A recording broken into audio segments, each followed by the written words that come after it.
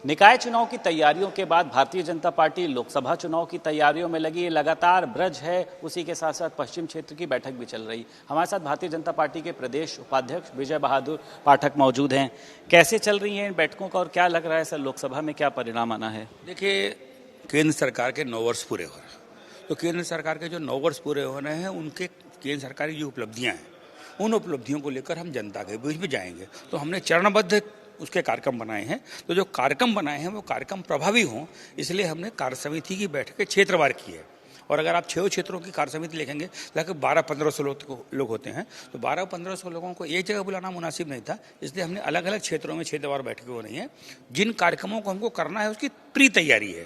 पहले क्षेत्र पर तैयारी कर रहे हैं, फिर जिले पर तैयारी करेंगे, फिर मंडल में तैयारी करेंगे और 30 मई से 30 जून के बीच में कार्यक्रम करेंगे। अच्छा, मिस्ड कॉल के जरिए महासंपर्क अभियान, टिफिन बैठक, उसी के साथ साथ लोगों से जिस तरीके से मिलना है, भारतीय जनता पार्टी अपने आप को बढ़ा रही है, तो लग रहा है कि इसका फायदा जो है वो मिलेगा। 80 की 80 सीटें भारतीय जनता पार्टी। सत्तारूढ़ दल के पास जो सरकार होती है उसकी उपलब्धियों की किताब होती है और उपलब्धियों की हमारी एक लंबी फेहरिस्त है, माननीय नरेंद्र भाई मोदी जी की और योगी जी की भी।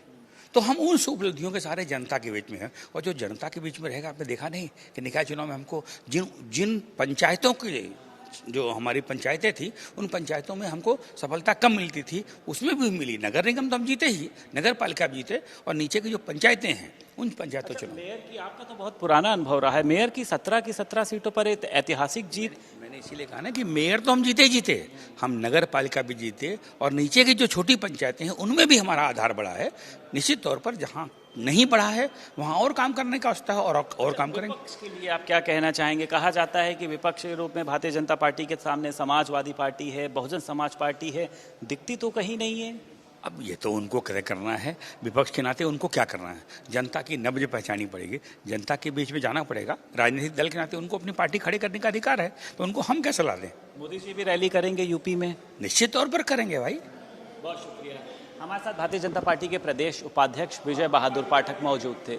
लखनऊ से वीडियो जर्नलिस्ट आशीष के साथ संदीप खेर, भारत समाचार।